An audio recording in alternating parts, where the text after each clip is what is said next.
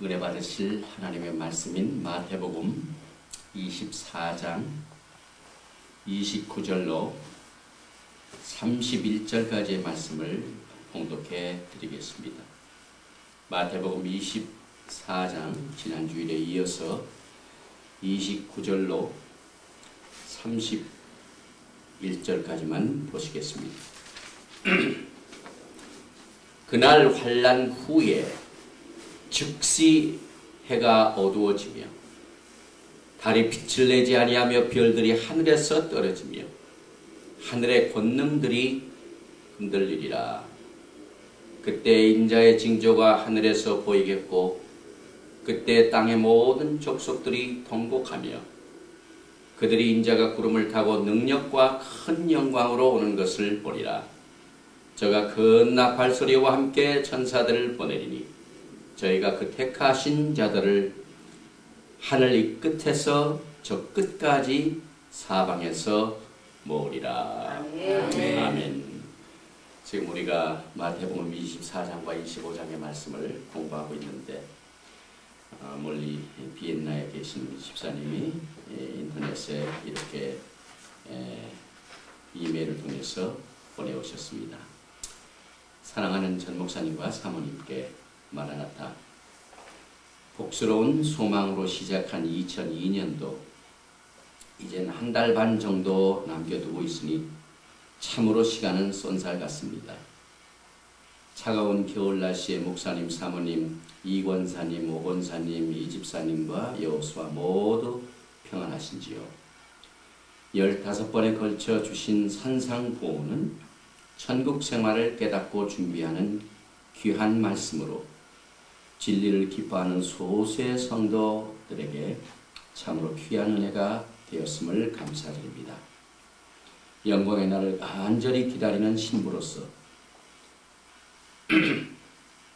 가장 위안을 받는 말씀 중 하나인 마태복음 24장, 25장 주님의 감난산 설교를 시작하게 되니 확실하고 긴박한 주님의 오심에 더욱 마음이 설렙니다.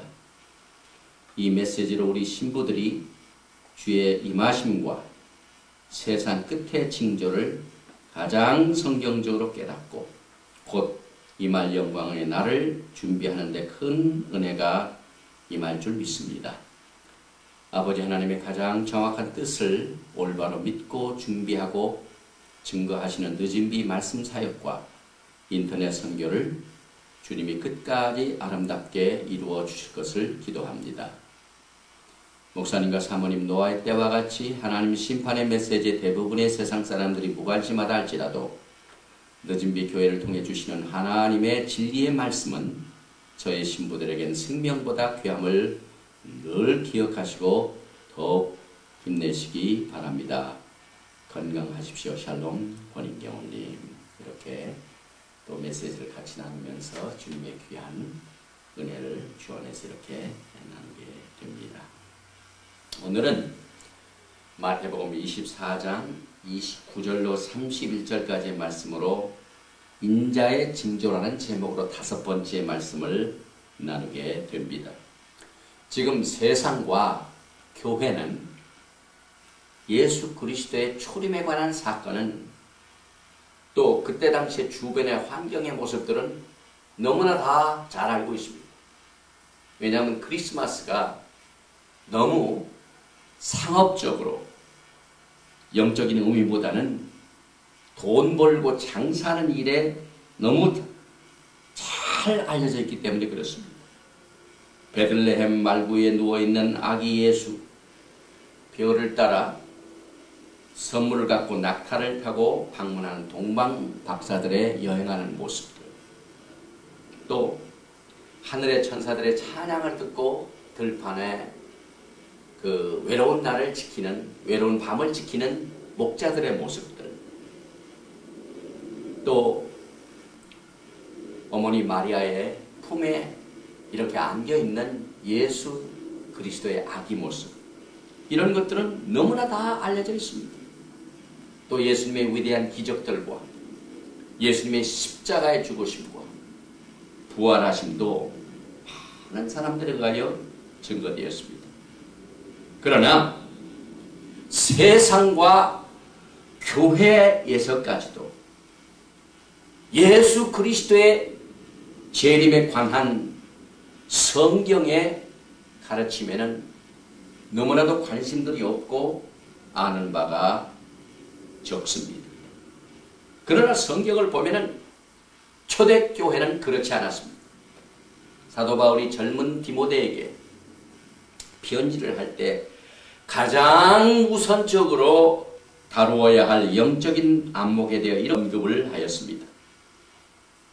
디도서 2장 11절 이하의 모든 사람에게 구원을 주신 하나님의 은혜가 나타나 우리를 양육하시되 경건치 않은 것과 이 세상 정욕을 다 버리고 근신함과 의로움, 경건함으로 이 세상에 살고 복스러운 소망과 우리의 크신 하나님 구주 예수 그리스도의 영광이 나타나심을 기다리게 하셨으니, 이 편지는 디모데가 아니라 디도에 있었죠.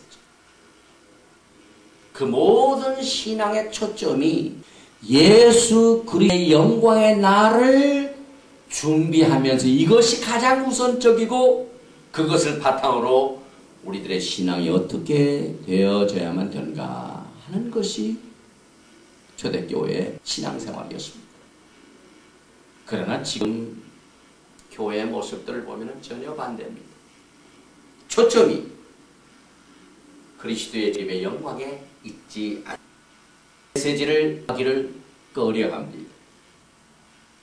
초대교회 성도들은 매일매일 재림을 기다리며 복수를하며 신앙생활 한 일이 성경에 기록되어 있지만은 오늘날 교회의 모습은 이상한 영에 휩쓸려 어떻게 해서든지 세상의 모습보다도 더 세상적인 이와 같은 모습을 못 닮아가지고 메시지의 방향과 신앙생활의 그 깊이의 모든 평가, 하나님의 진리의 말씀보다는 외적으로 나타나는 세상적으로 인정되는 이와 같은 기준들에 의하여 평가되는 모습을 볼 적에 우리 주님께서 지금 이 시간 하늘 보좌에서 여러분과 저를 위하여 매일 중보기도 하시고 계실 적에 얼마나 마음이 아프시겠습니까?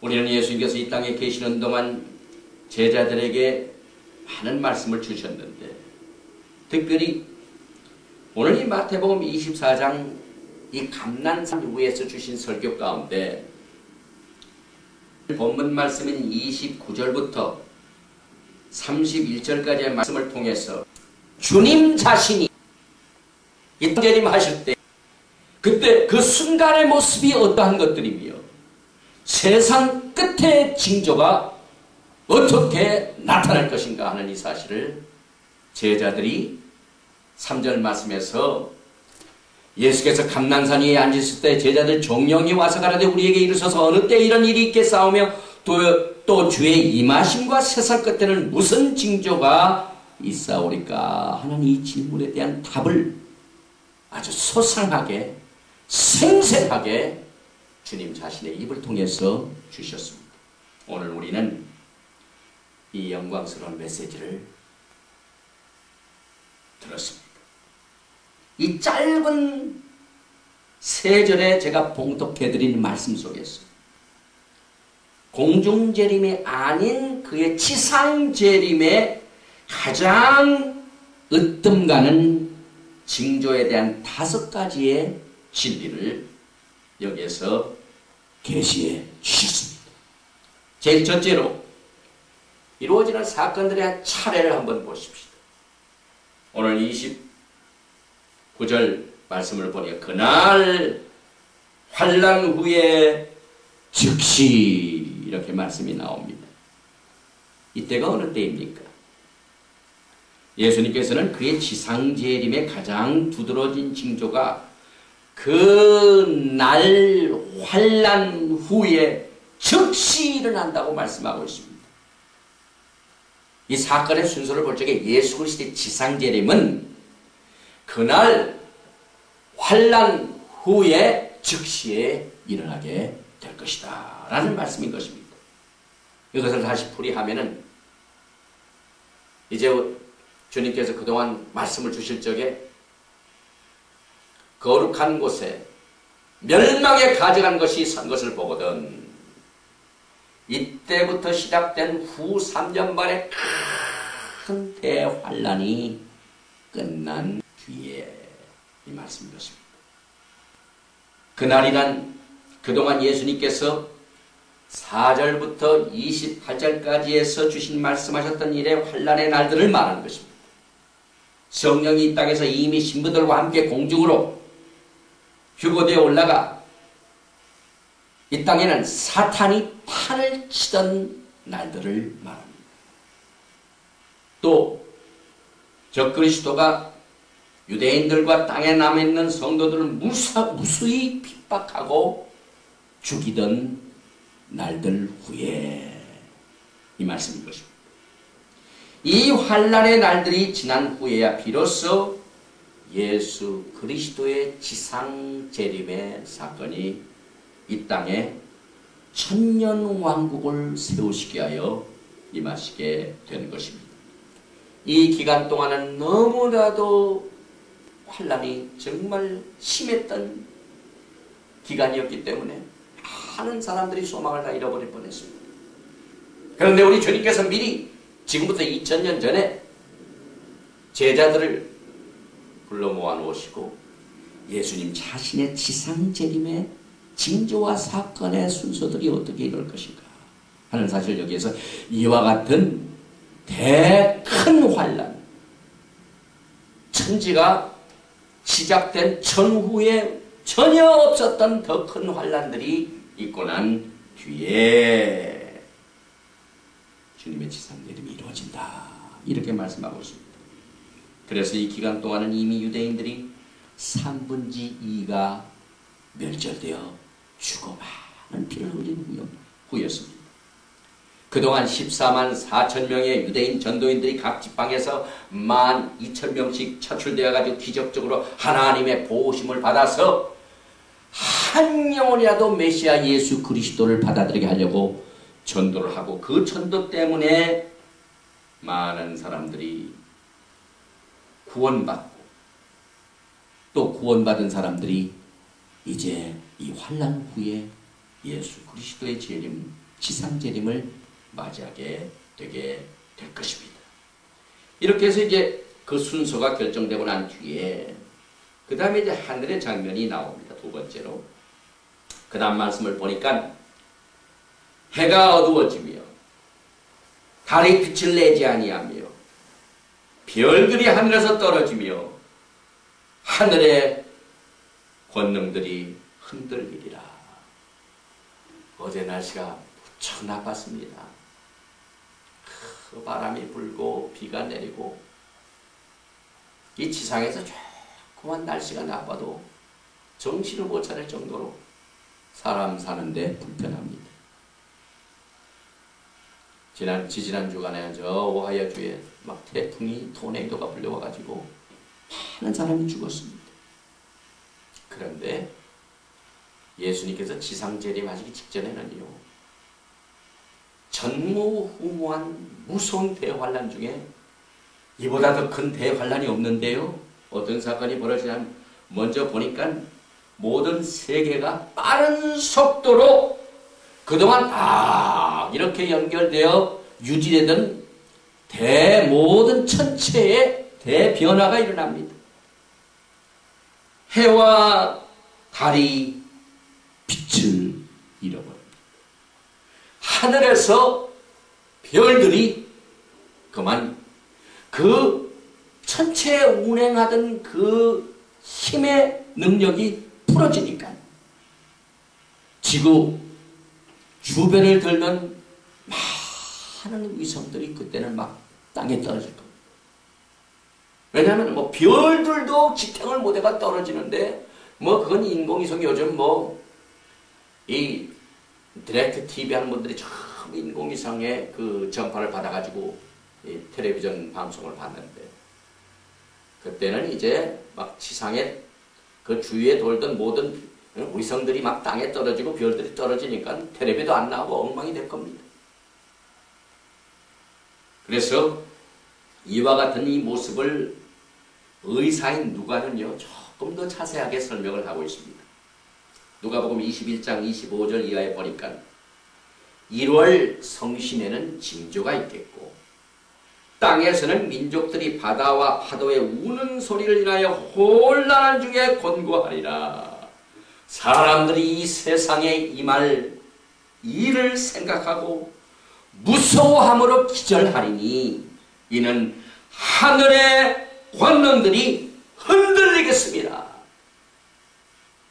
이건 말이 하늘의 권능이 흔들린다고 그러니까 제가 쉽게 얘기하지만은요, 이걸 어떻게 우리가 상상할 수가 없습니다. 왜냐하면 9.11 사건 때보다 더 훨씬 큰 테러 사건들이 여기저기서 일어나고 그것 때문에 사람들이 무서워하고 기절하게 되는데 그동안 장세 위에 없었던 지진이 일어나고 허리케인이 또 토네이도, 화산, 폭발 등이 서로 얽히고 섞여서 한꺼번에 나타나니까 사람들이 그 일어날 일을 보고 기절을 하면서 죽게 될 것이다 라고 예언하고 있습니다. 지금까지는 하나님께서 그 능력의 말씀으로 만물을 붙드시고 계셨습니다. 히브리서 1장 3절의 말씀입니다. 그런데 그 만물을 능력으로 붙드시던 그 힘을 이제는 하나님께서 쫙 놓아버리십니다. 제가 지금 이렇게 물잔을 가지고 있는데요, 하나님의 능력의 말씀으로 모든 세계 천체들이 이렇게 지금 들려 있습니다. 그래서 해는 제자리에 있고 달도 제자리에 있고 별들도 제자리에 있고 지구도 제자리에 있고 이 모든 것이 자연히 저절로 이루어지는 게 아니에요. 히브리서 1장에 보면 만물을 그 말씀의 능력으로 붙드시고 계신다고 말하고 있습니다. 그런데 이 붙드시고 계신 손을 이제 주님께서 지상재림에 하시기 직전에는요, 그냥 놔버리십니다. 제가 여기서 놓을 수가 없죠. 놓으면 어떻게 됩니까? 그냥 물잔이 떨어져가지고 지금 설교를 못할 정도로 이 설교 노트가 전부 물바닥이 돼가지고 모든 것이 엉망이 되죠. 마찬가지로 그냥 해도 빛을 잃어버리고 달도 빛을 잃어버리고 별들이 땅에 떨어지고 온 만물의 나사가 다 풀려집니다. 그냥 엉망진창이 되어버립니다. 그것을 우리 주님께서 권능들이 흔들린다 이렇게 말씀하고 있습니다. 지금 교회는요, 어떻게 이 땅에 뭐 해놓은 무슨 선교 사업 더 크게 해달라고 보고 뭐 했던 무슨 그 선교센터 만들어서 더 크게 해달라고 박박대기보다는요, 하나님께서 이 마지막 때 교회에 주신 영광 중에 예수님께서 오시는 그때의 장면들을 많은 성도들에게 더 가르치고 또 가르치고 또 가르쳐서 하나님의 능력의 손과 발의 그 힘이 풀리기 전에 공중으로 틀림마다 올라가 영원한 주님의 안식에 들어가는 이와 같은 메시지로 성도들을 훈련시켜야 할 때인 것입니다. 아멘. 이때 증거하지 아니하면 언제 증거를 합니까? 휴거가 있고 난 뒤에 우리 이 땅에서 좋은 신앙생활을 한다 하더라도 무서운 핍박을 받습니다.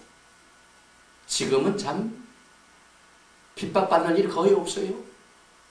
그냥 성도들이 좋아하는 축복의 메시지, 또 뭐 기도응답의 메시지, 병치료의 메시지가 다 환영을 받기 때문에 모든 교회 뭐 감리교, 장로교, 무슨 성결교 이번에는 뭐 차이가 없어요. 옛날에는 성령운동할 적에 핍박했죠. 방언한 핍박. 지금은 그렇지 않아요. 모두가 다 아니까. 근데 단 한 가지 핍박받는 길이 있어요. 예수님께서 오신다 하면은 핍박받습니다. 그러니 그 메시지를 증거하니 사람이 안 모이니까 교회들이 그걸 기피해요. 그러니 성도들이 예수 그리스도의 영광에 관한 모습들을 알 수가 없어요. 크리스마스 때문에 초림의 작가는 다 잘 알고 있습니다.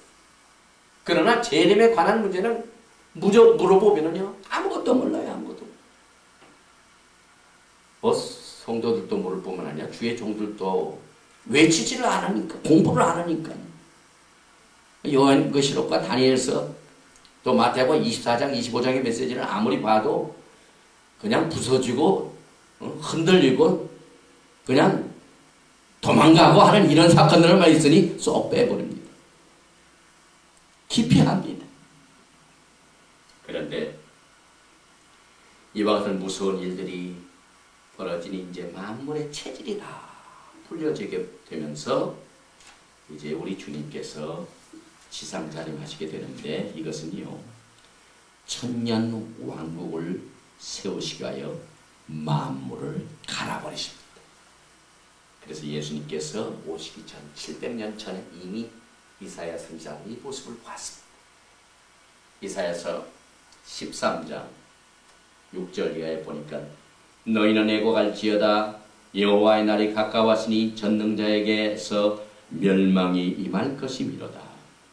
그러므로 모든 손이 피곤하며 각 사람의 마음이 녹을 것이며. 참 간장이 녹는다는 말, 얼마나 그때 환란의 사건들이 무서우면 사람들의 마음이 녹는다고 예언하고 있습니다. 그들이 놀라며 괴로움과 슬픔에 잡혀서 임산한 여자같이 고통하며 서로 보고 놀라며 얼굴은 불꽃 같으리라. 여호와의 날 곧 찬호 깊은 냄과 맹렬히 노하는 날이 임하여 땅을 황무케 하며 그 중에서 죄인을 멸하리니 하늘의 별들과 별 떨기가 그 빛을 내지 아니하며 해가 돋아도 어두우며 달이 그 빛을 비치지 아니할 것이로다. 내가 세상의 악과 악인의 죄를 벌하며 교만한 자의 오만을 끊으며 강포한 자의 거만을 낮출 것이며 내가 사람을 정금보다 희소하게 하며 오민의 순금보다 희귀케 하리로다.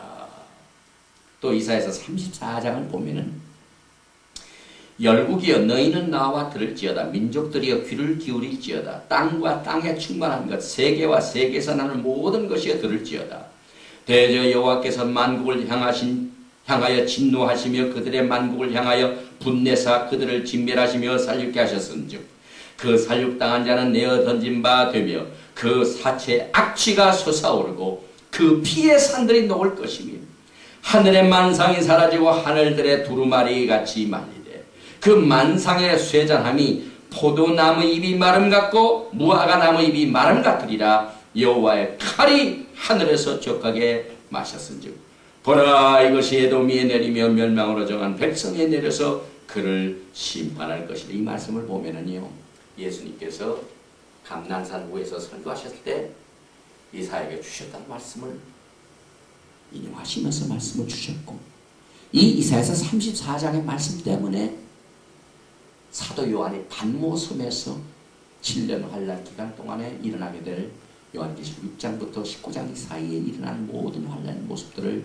여기에서 인용한 내용을 우리가 볼 수가 있습니다. 또 구약의 소선지자 중에 요엘서를 보면 요엘서 2장 1절 이후에 시온산에서 나팔을 불며 나의 성산에서 호각을 불어 이 땅 거민으로 다 떨게 할지니 이는 여호와의 날이 이르게 됨이라. 이제 임박하였으나 그 앞에서 땅이 진동하며 하늘이 떨며 일월이 캄캄하며 별들이 빛을 거두도다. 여호와께서 군대 앞에서 소리를 발하시고 그 진은 심히 크고 그 명령을 행하는 자는 강하니 여호와의 날이 크고 심히 두렵도다. 당할 자가 누구이랴. 성경에 선지자를 통하여 이 말씀을 많이 예언하셨습니다. 근데 평균적으로요 4분의 1이 예언의 말씀. 그러므로 지금 마지막 때 교회는요 한 달 4번 주일 설교에서 한 번 이상은 반드시 재림의 설교를 해야 됩니다. 하나님께서도 성경 66권을 통하여 4분의 1은 재림에 대하여 예언에 대하여 말씀을 주셨습니다. 세 번째로 하늘의 징조의 말씀을 보기 전에 요한이 이 이사야서 34장에 주신 예언의 말씀을 기억했는지는 모르지만 하나님의 성령께서 그에게 감동을 주셔서 요한계시록 6장 12절 이하에 내가 보니 6째 인을 떼실 때에 큰 지진이 나며 해가 종단같이 검어지고 온 달이 피같이 되며 하늘의 별들이 무화과 나무가 대풍에 흔들려 선 과실이 떨어진 것 같이 땅에 떨어지며 하늘은 종이 축이 말리는 것 같이 떠나가고 각 산과 섬이 제자리에서 옮기우매 많은 사람들이 일본도 없어지고 또 저 로스앤젤레스도 완전히 물에 잠기고 한다는 계시를 받은 사람들이 많이 있어요. 여기 보니까 각 섬의 위치가 달라집니다. 막 별들이 떨어지는 판인데 지구 땅의 땅들은 어떻겠습니까? 엄청난 대자연 환경의 재난이 주님의 지상 재림 직전에 일어나게 된다. 이렇게 말씀하시고 난 뒤에 이제 세 번째는 하늘의 징조를 말씀하시는데 그때에 30절입니다. 인자의 징조가 하늘에서 보이겠고 그때에 땅의 모든 족속들이 통곡하며 그들이 인자가 구름을 타고 나타납니다. 사랑하는 성도 여러분, 징조 중에 징조가 뭡니까? 예수님이 공중에 나타나신 겁니다. 예수님이 지상에 나타나신 겁니다. 그게 징조 중에 징조입니다. 지금 재림의 징조 굉장히 우리가 관심 많이 가지고 있죠. 휴거가 일어나면 휴거 자체가 징조 중에 징조. 그죠? 주님을 기다리고 살아가는 백성들이 없어지는 것이 징조가 되거든요. 그때 모든 것이 다 증거가 될 겁니다. 예수님께서 엄청난 대환란 재난 중에 갑자기 하늘에서 주님이 나타나시면 그게 징조 중에 징조입니다. 오늘 주님께서 말씀하셨다. 인자의 징조가 하늘에서 보이겠고 그러니 그때서야 사람들이 눈으로 직접 보니까요. 그동안 말로만 들어봐서 무시를 했었는데 주님이 직접 영광 중에 나타나시니 사람들이 어떻게 됩니까? 모든 족속들이 통곡한다고 말씀하고 있습니다. 모든 족속들이 무릎을 꿇습니다. 주님 앞에 답작하게 겸손하게 회개하게 됩니다. 그런데 이때 주님께서 과거에 승천하실 적에 뭘 타고 승천하셨습니까? 구름을 타고 승천하시죠. 그래서 우리가 오늘 찬송 161장 부를 적에도 주님의 지상재림의 모습을 우리가 찬송을 했습니다. 그런데 승천하실 때에도 구름을 타고 가신 것처럼 오실 때에도 구름을 타고 오시게 될 것입니다. 그래서 그들이 인자가 구름을 타고 시편 말씀을 보면은요. 구름은 주님께서 사용하시는 그래서 복음서를 보니까 이 구름에 관한 메시지가 많이 나오죠. 마태복음 26장 64절에 예수께서 가라사대 내가 말하였느니라 그러나 내가 너에게 이르노니 이후에 인자가 권능의 우편에 앉은 것과 하늘 구름을 타고 오는 것을 너희가 보리라. 그때 구름을 타고 예수께서 쫙 나타나시는 모습을 사람들이 육신의 눈으로 영어로 말하면 naked eye 그냥 눈으로 주님께서 공중에서 구름을 타고 쫙 이렇게 지상으로 내려오시는 모습을 보리라. 진짜 중요하죠. 마가복음 13장 26절에는 그때에 인자가 구름을 타고 큰 권능과 영광으로 오는 것을 사람들이 보리라. 이제는 복음으로 끝나는 것이네. 그 복음의 내용이 아예 사람들의 눈 앞에 징조로 나타납니다. 누가복음 21장 27절에 그때 사람들이 인자가 구름을 타고 능력과 큰 영광으로 오는 것을 보리라. 이렇게 복음 속에 나타나지만요. 그 몇백 년 훨씬 전에요. 다니엘도 밤의 이상 중에 주님이 구름을 타고 오신 것을 보았습니다.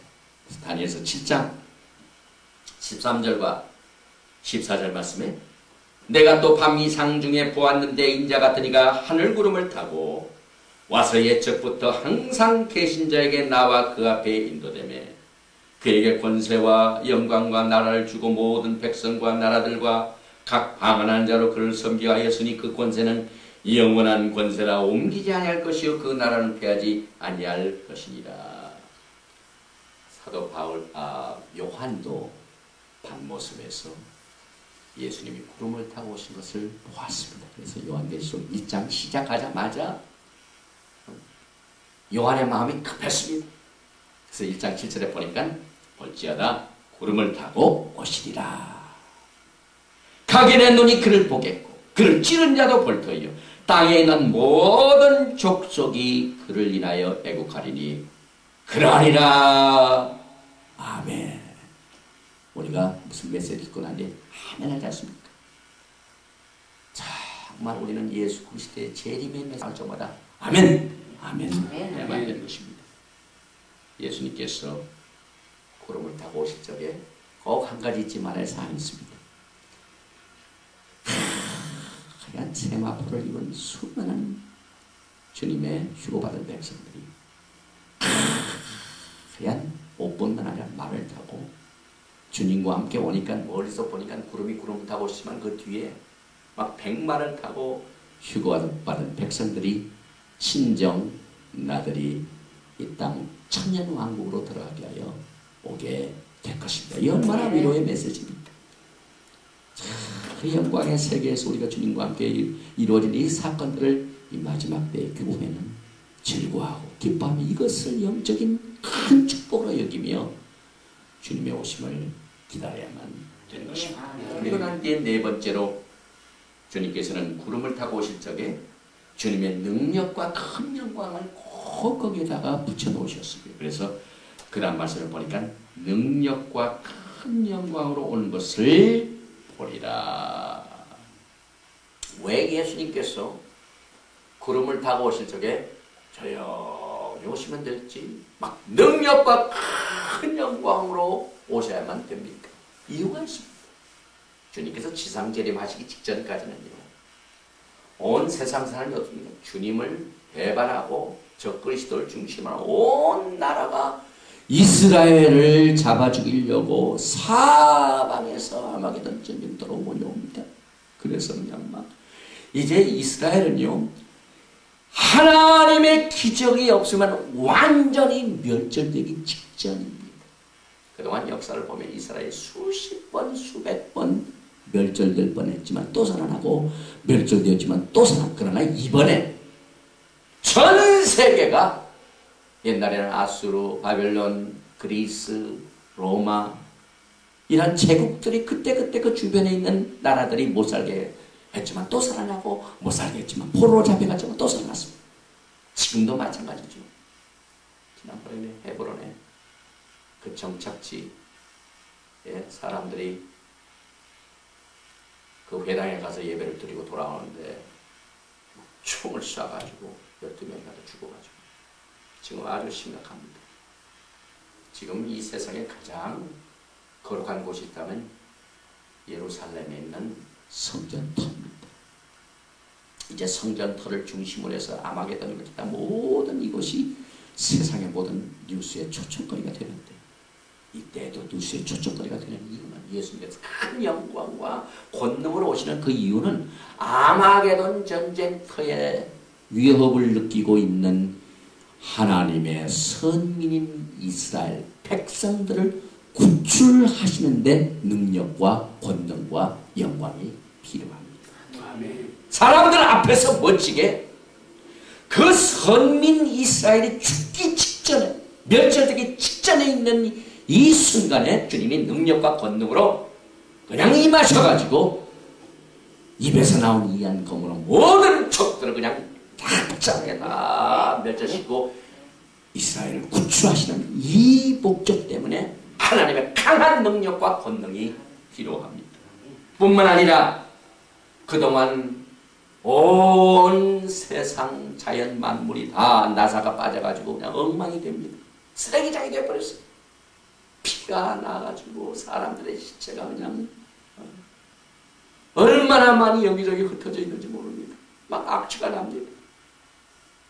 지구 땅을 이대로 놨다면 큰일 납니다. 그래서 우리 주님께서 이 땅을 만유를 회복하신 데는 능력과 권능과 영광이 필요합니다. 그리고 그 모든 것을 다 청소하시고 난 뒤에 이 땅에 약속하신 천년 왕국을 세우시는 터를 마련하신 데는 능력과 권능이 필요합니다. 그래서 주님께서 구름 타고 오실 적에 능력과 큰 영광으로 오는 것을 너희들이 보게 될 것이다. 이렇게 말씀하셨습니다. 요한계시록 19장 20절에 요한이 아주 신이 났습니다. 짐승이 잡히고 그 앞에서 이적을 해가던 거짓 선지자도 함께 잡혔으니 이는 짐승의 표를 받고 그의 우상에게 경배하던 자들을 이적으로 미혹하던 자라. 이 둘이 산채로 유황 불붙는 못에 던지우고. 이 장면이 여러분들이 지금 뿌리고 있는 이 유일한 희망 만화제 다 나오고 있습니다. 그래서 이스라엘 중심으로 사방에서 역사상 유례 없이 큰 규모의 군대가 이스라엘을 대적하게 하여 행군할 것이고 짐승과 땅의 왕들이 그들을 치유할 것이다. 상황은 절망적으로 보이고 이스라엘은 패망의 직전이다. 기적만이 이스라엘을 살릴 수 있는 이때 놀라운 일이 일어난다. 주님께서 마태복음 24장 말씀에서 주신 똑같은 사건이 그대로 성경을 인용. 이 성경 말씀은 킹 제임스 버전을 번역하기 때문에 우리가 읽는 이 개판은 조금 다르지만 그 내용은 다 똑같습니다. 그래가지고 또 내가 하늘에 열린 것을 보니 흰말이 보이더라. 그에 앉으신 분은 진실과 진실이라 불리며 의로 심판하고 싸우시더라. 그의 눈은 불꽃 같고 머리에는 많은 왕관이 있고 또 한 이름이 기록되어 있는데 그 자신 외에는 아무도 모르며 피에 적신 옷을 입었는데 그의 이름은 하나님의 말씀이라고 불리더라. 또 하늘에 있는 군대들이 희고 정결한 세마포를 입고 흰말을 탄 그를 따르더라. 우리들이 주님과 함께 오는 모습이 이렇게 성경 말씀으로 기록되어 있습니다. 그런데 그 전장을 보니까요, 적 그리스도가 멸망을 받는데 아예 여기는요, 온 세상은 그녀의 멸망을 애곡하며 큰 도성 바빌론이 무너졌다 하고 외칠 것이다. 교황 적 그리스도는 예루살렘을 탈출할 것이다 하고, 이 그림 보니까 저 로마의 바티칸 성전이 막 불에 타고 없어지는 장면을 그대로 이렇게 기록하고 있습니다. 굉장히 담대한 이 전도지입니다. 그러니 주님께서 우리들에게 갖고 계신 것은 눈으로 보지 못하고 귀로 듣지 못하고 마음으로 깨닫지 못했다는 것 같으니라 한 말씀과 같이 눈과 귀가 있는 자는 들을지어다. 요한계시록 2장에 성령이 교회들에게 하신 말씀을 들을지어다. 하나님께서 그 마음속에 마지막 때 은혜를 주신 분들은 그 귀가 열릴 것이고 눈이 열려서 이 전도지를 보고 마지막 때 일어날 일들을 알고 준비하게 될 것입니다. 그리고 난 뒤에 맨 마지막 보니까 시간이 너무 많이 갔습니다. 제가 준비한 것을 좀 생략하고 또 자세한 것은 인터넷 설교문을 참조하시기 바랍니다. 다섯째, 맨 마지막 이제 천사들의 선택이 나옵니다. 31절 말씀을 보니까 저가 큰 나팔 소리와 함께 천사들을 보내리니 저희가 그 택하신 자들을 하늘 이 끝에서 저 끝까지 사방에서 모으리라. 모으는 일이 하나님께서 천사들에게 몇 가지 일을 맡기셨는데요, 마지막 때에 천사들이 많이 사용되어집니다. 그러니까 지금보다는요, 주님께서 공중재림하실 때, 예수님께서 지상재림하실 때 결정적인 순간에 천사들이 바쁘게 돼요. 천사들이 그날로 굉장히 기다릴 거예요. 나 일 시키면 좋아가지고 막 열심히 하는 게 천사들 아닙니까? 부리는 영이 아닙니까? 여러분들 직장 다닐 적에요. 일 잘한다고 자꾸 일 주면 기분이 좋아요. 아, 우리 보수가 나를 인정해서 이렇게 일을 맡기는구나. 그런데 일도 안 맡겨보세요. 아이고, 나를 뭘로 하나? 나를 병신으로 하나? 나를 인정을 안 하는구나. 기분이 나빠요. 천사들이 일을 맡겨가지고 일을 하는데 이 마지막 때에 무슨 일을 맡겼냐면은 천지사방에서 하나님이 택하신 백성들, 이 백성들을 전부 모으는 일을 하나님께서 천사들에게 맡기셨다고 이 말씀을 주시고 있습니다. 그래서 하늘 저 끝에서 이 끝에서 저 끝까지 사방에 흩어져 있는 사람들이 모으게 되는데 두 가지의 사건이 일어납니다. 주님을 신실하게 끝까지 섬겨서 목숨을 각오라도 숨어서 정말 저 그리스도를 경배하지 아니하고 신앙을 지켰던 사람들에게는 상급을 위해서 모아질 것입니다. 주님을 배반했던 적들은 무서운 심판을 위하여 모아지게 될 것입니다.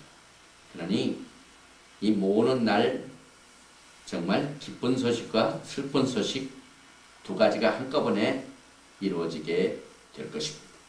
그래서 이때 나팔 소리가 나고 사방에 흩어진 사람들이 모아지게 되는데 여기에서 이 나팔 소리는 굉장히 중요한 뜻을 가지고 있습니다. 과거에 이스라엘 백성들에게는요, 나팔 하면은 중요한 일을 위하여 모아라, 모여라 할 때 알리는 이 소리가 나팔 소리입니다. 그래서 우리가 휴고 받게 될 적에도 성경은 뭐라고 기록되어 있습니까? 예, 나팔 소리를 꼭 기억하고 있지요. 고린도전서 15장 51절 말씀에 보니까 보라, 내가 너에게 비밀을 말하노니 다 잠잘 것이 아니요 마지막 나팔의 순식간에 호련히 다 변하리라. 지금 이 시간에도요, 마지막 나팔 소리가 딱 들리면은 우리의 썩은 몸이 썩지 않은 몸으로 휙 변하게 됩니다. 왜? 공중에 모으기 위해서.